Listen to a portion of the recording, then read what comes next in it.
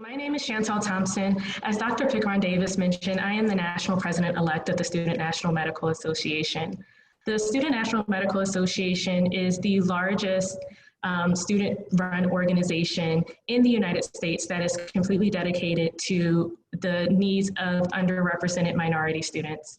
Our mission includes supporting our current and future underrepresented minority students, addressing the needs of underrepresented or underserved communities, and increasing the number of clinically excellent, culturally competent, and socially conscious physicians. So as we continue this conversation in looking at the learner and the impact that racial biases and social injustice occurs within the student learner, I want to take the time to explore a couple of student cases. So as you listen to these cases, try to feel what these students are feeling and come out of these cases with some questions that you would want to ask. So the first case is a 24-year-old African woman who presents to her second-year didactic course. She experiences racial bias when her professor teaches that sickle cell anemia and HIV are Black people's diseases. She rates her discomfort as a 10 out of 10 and experiences mild palpitations as she sits throughout her lecture. Past history includes a lack of instruction on the socioeconomic factors which influence health disparities.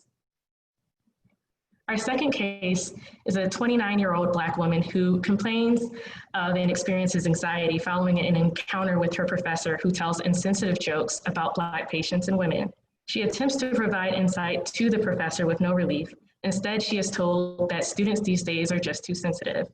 Past history includes a classmate stating that she was only accepted because of her race, and a lack of institutional response after reporting a separate incident involving another faculty member. And our last case is of a 29-year-old African male who presents to his clinical rotation during his third year of medical school. Upon examination, the student is instructed by the physician to tone down his Blackness, and the preceptor diagnoses the student's accent as being unprofessional in a clinical setting. As the only Black male in his class, he's had difficulty looking for support and encouragement, and the student now experiences an increased allostatic load due to his struggles with acclimating to the medical educational environment. So with these three cases, what we want to explore is the fact that our medical students within our osteopathic institutions are not immune to the systematic racism that occurs within our patient populations and within our communities. And many of our students, when they experience these things, do not feel supported by their institutions. So what we want to do is really take some time to think about what those experiences are, how we can make a difference within these experiences, and how we can really make a difference just moving forward with this conversation. So first I want to talk about the unique burdens of the underrepresented student. And the first one I want to talk about is the feeling of isolation that many of our students have. So when we look at these, first is thinking about the actual total matriculants by race and ethnicity within our osteopathic institutions. You can see on this graph that, and I apologize for the small data, that first off, when you look at our Hispanic and Latino students, they represent 6% of the total population of matriculants. African American students represent 3%. And unfortunately, when we look at Pacific Islanders and Native American students, the numbers are so low that on this graph that I was able to generate, it comes up as 0%, which is lower than 1% from what the graph is able to show. And these feelings of isolation not only perpetuate, derives from the fact of, these feelings of isolation basically derive from the fact of not feeling like there are any other people in these institutions that look like us. And it causes our underrepresented minority students to feel excluded, invisible, and forfeit sometimes when we look around and do not see others who look like us. And we know that a sense of belonging in an institution is an essential part of success and satisfaction. And a lack of feeling like you belong really perpetuates the feeling of imposter syndrome in our students. So next I want to talk about the number of African-American male students within medical schools, which is one of the lowest and more disheartening statistics that we have. And this data comes from the AAMC. Within the last few years, despite the fact that in the last several years, African-American males have increasingly been graduating from college at some of its highest rates than in the past, and that the number of matriculants or applicants have actually increased in the last few years.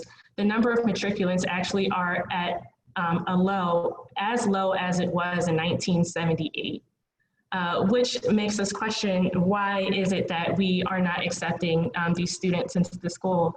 Is there a limit due to financial burden? Is it due to a lack of mentorship? Is it due to difficulty with test scores? These are some of the issues that we have to consider when we think about how we may be perpetuating the problem. So next I want to talk about racism and implicit bias. And these two factors play into many different factors, and this isn't all inclusive, of course, but I just wanted to touch point on three specific factors. One is the challenge to academic talent that many of our medical students and faculty members may face.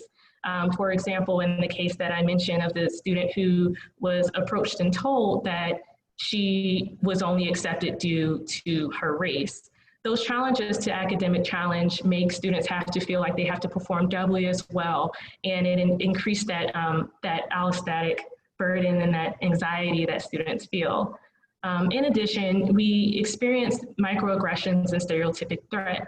Microaggressions can come from the patient who thinks that you're coming into the room to carry out their tray of food instead of to take their history, or from being told that your dialect or your accent sounds too Black and therefore is unprofessional.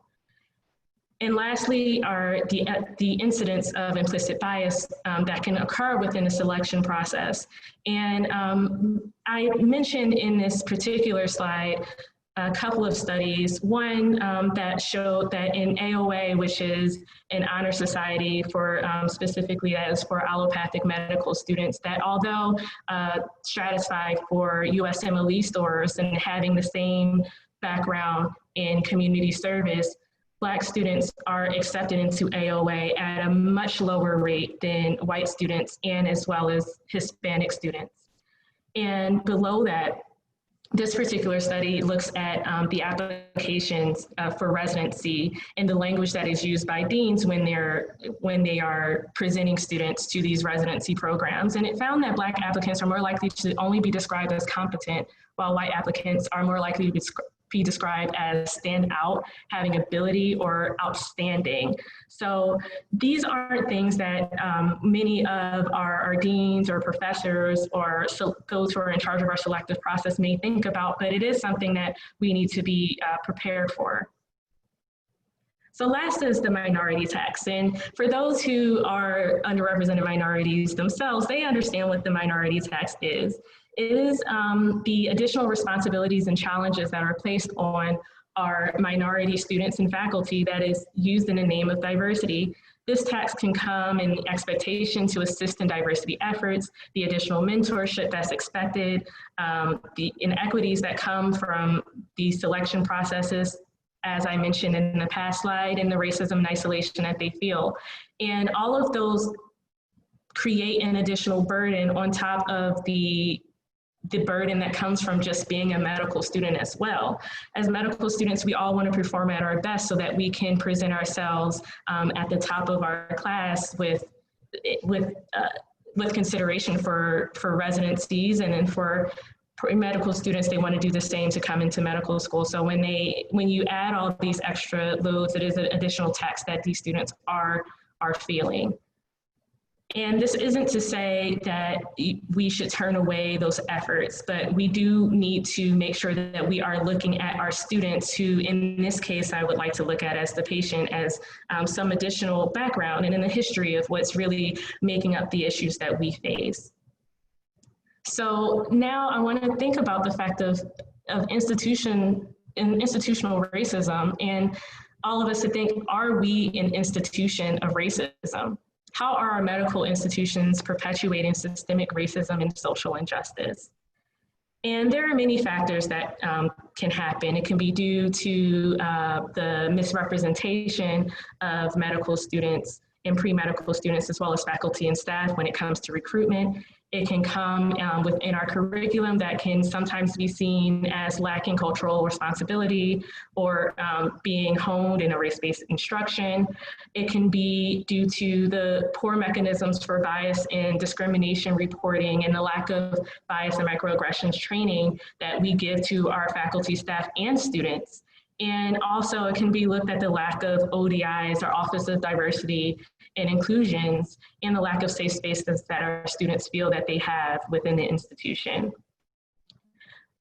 Now, when we talk about these admissions, one of the highlights that I wanted to make is focusing on, of course, the African-American student, and the fact that although we are 14.6% of the US population, we only represent 7.4% of the applicants and then 3% of the matriculants. That's less than half of the students that actually apply that are matriculating into osteopathic medicine. And not to have to compare us to our colleagues in allopathic medicine, but we are lagging behind in our diversity efforts. And that is something that we need to be able to reflect upon. Next is looking at our safe spaces and supportive environments. And this particular table actually came from a survey that ACOM gave to its colleges of osteopathic medicine, and finding that only 45.7% felt that they had a safe space for their minority students to feel free of bias, conflict, free of criticism, and free of any potentially threatening actions. And that's either a physical space or a group in which they have that safety. And next is the culturally, if we have a culturally insensitive curricula. And what is a culturally insensitive curricula? Some examples can be a curriculum that neglects to teach students about different dermatological presentations on different skin colors, not knowing what Lyme disease looks like on a Black person or on a Latino skin or a darker skin can really make a difference in how we treat our patients. Defining illnesses as Black diseases without really looking at how racism and social injustices play into those health disparities that we find.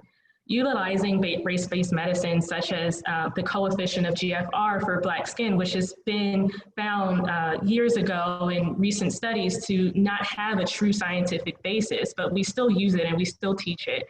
And also the lack of cultural and structural competency within our curricula. All of that really plays into how we're preparing not only our students to treat our patients, but how we're allowing our students to treat each other. And lastly is the Office of Diversity and Inclusion. And as I mentioned before, we are lagging behind in this particular piece. Only 31.4% of our colleges of osteopathic medicine report that they have an Office of Diversity, Equity, and Inclusion or equivalent in 2018. And this is a complete detriment to our students. Not only does these offices of diversity encourage collaboration, it encourages our students to know how to deal and how to respond to different cultures, to different ideas, to different patients who don't look like them. And it also, it continues the narrative that these students, when they come in and don't look like the rest of the students, are of an other, and it continues that feeling of isolation that our students have. So where do we go from here? One of the things that we wanted to do in this presentation, or what I wanted to do in this presentation, is not to try to give all of the answers, because we don't know what the answers are yet. Right now, we're just here to really look at what the scope is and ask some questions. So as I close out this presentation, I just wanted to ask a few questions. How do our institutions contribute to systematic racism? What can we do to better support our students? Are we actually prioritizing diversity? And what can we do to make sure that our efforts are more effective? So as I close this out, I just wanted to say that our actions really will speak louder. While we commend our institutions for having made these statements of solidarity, I would like to challenge not only our schools, but our governing bodies to take the next step in combating racism. Do not allow these statements to remain empty. We have to make sure that we are calling each other to action. Our students are the next generation of physicians and healers, and they are the future of medicine. And what we do now will really determine the outcomes of not only our lives, but the lives of a large number of patients in the near future. Thank you.